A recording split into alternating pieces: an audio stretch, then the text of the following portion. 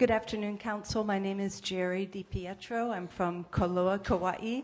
I'm a member of GMO-Free Kauai. We have over 3,500 supporters. Over the last 10 years, we have worked to educate ourselves and others about the unintended consequences of GMO foods. The Kauai County Council a few months ago did pass a resolution to support labeling. This is just a resolution to support a future event. Labeling is an idea whose time has come. This is being asked for nationally, so it's not a special Hawaii request. If we do not ask for this now, we could get the awful label of, not applicable in Hawaii and Alaska. So we want to be included in national labeling. Our Councilman Mel Raposo, one of the things he educated himself on during the hearing was Googling bovine growth hormone in milk and realized that it had been banned in other countries over 10 years ago. And here in the United States, we're still drinking it and feeding it to our children. He found that really upsetting.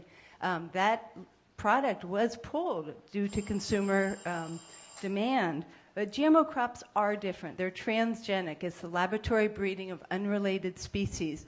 Substantial equivalence ruling allowed these foods to come onto the market without testing. They've really snuck in under our noses. There's been a hidden change in our food supply. We have certainly seen an increase in health effects. Diabetes, heart disease, obesity, it's hugely on the rise. These things really are affecting the children also.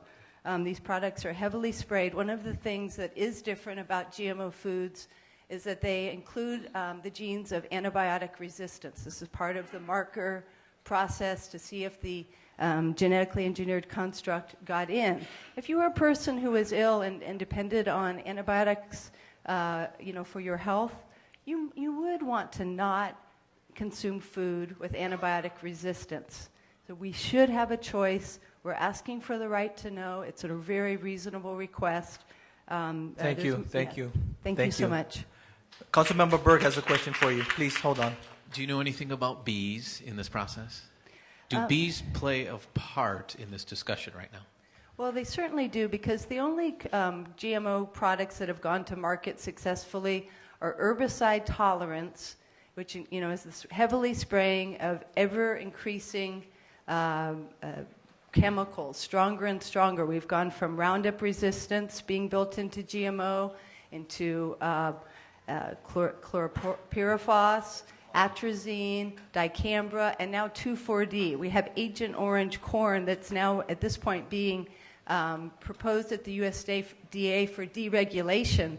That's very concerning to me, because I realized in the last 2 months that many of the cornfields we have on Kauai and across the state are 2,4-D resistant. If they're taking this to market at this point, it means they've been growing it for over 2.5 years in our state. This is an escalating amount, tons. Also the BT genes that are put into corn. The other GMO product is corn and soy that produces its own pesticide. Those are the things that are very harmful to the bees. Wow. You know what, Chair? The reason you got all that? You got all that, Councilmember Berg? We got a farmer in my district, and he grows these and makes these lays, and it's his farm. And he's been telling me there's something kittywampus, is that the kapakahi, going on with the bees. And so do you have any direct knowledge from any of the farmers here today in regards to GMOs, if beyond the right to know, beyond saying if GMOs are good or bad, scientific, this or that, the bees are kind of this hidden factor, right? This unseen factor that without the bees, we wouldn't be talking GMOs, right? Well, without it's, we don't want to not be able to talk about the bees. And part of that right now is the neonicotinoids, which is a type of pesticide we haven't even talked about today. It's a seed coating. So not only is the corn producing BT, herbicide tolerant to allow heavy spraying, but when the seed is put in the ground, it has this neonicotinoid coating. It's a nicotine base. You probably have heard about this in the news. So when the seed goes in the ground, that seed coating is in the soil. As the roots come out, it sucks it all in. It's also the problematic thing with seed coating is the fields that are planted repetitively with seed-coated seed. The dirt gets more and more toxic every time. this is what they seem to think the link with the bees is, because the chemical is at such a high level. Like BT corn, when you use BT topically, it's a powder, the sun breaks it down within 24 hours. But when they engineer the plant to make BT, it's probably 10 times the rate you would use topically.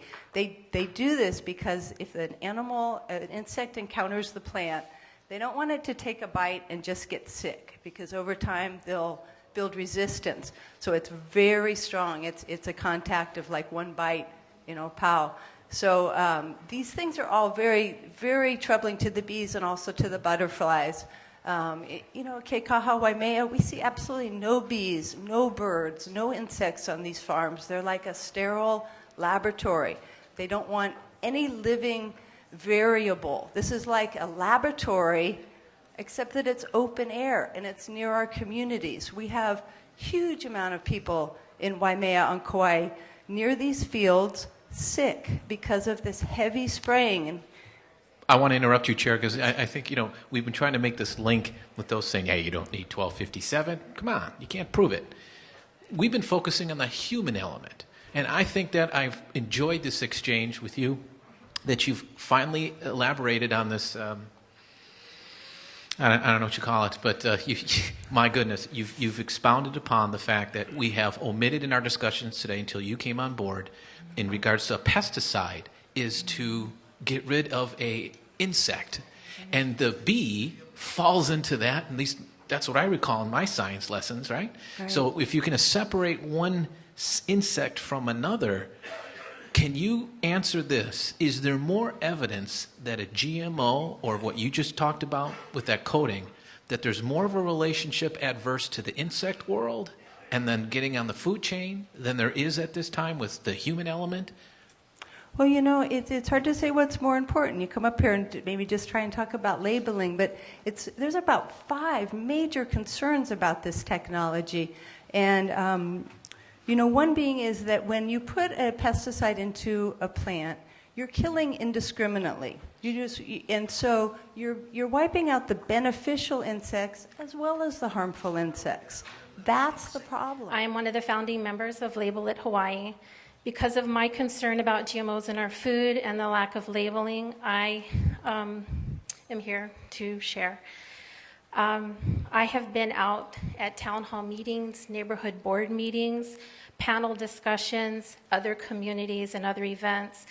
I've met a lot of people from a wide range of professions, from lawyers, doctors, nurses, teachers, and moms just like me. I've met and talked with moms from Belgium, Australia, England, France, Switzerland, Japan, and most recently New Zealand. And the one thing that we have in common is that we're concerned about GMOs. The one thing we don't have in common is that it's labeled in their country, but not in mine. Just one short story. I go to the supermarket, and there's one brand of juice that I buy every so often. And the last time I went, I noticed in big letters across the top, it said, no high fructose corn syrup. And I've never seen that on there before, so it's a new label. The one thing I also noticed, there was no difference in the price. So basically, I just want to know, what is the true cost of labeling here? The bottom line, it is our right to know. It is our right to make a choice when we go to the supermarket. Thank you. Thank you for your testimony. Thank you for coming forth. Councilmember Burke, short questions, please. Quick question. The antecedents to this is that you have a child that brought you into this realm, correct? Yes. And so the question would be to you, have you noticed anything different about your child's well-being when you started looking at labels and trying to figure out for yourself what your family would be consuming at the dinner table? What changes on your own can you quantify in your own life with your family? Well, the first thing we had to do is we had to look at gluten, wheat, dairy, those things, because she has a very sensitive digestive system. And we have, over the years, slowly started to move in the direction of organic. The first thing we did was we went to organic milk for the other children that aren't allergic. Her health has improved tremendously. There are times I can't buy organic, and that's when I need to know if it's GMO, because I do not want to feed that to my children, and it's hard to make that choice in the supermarket when it's not labeled.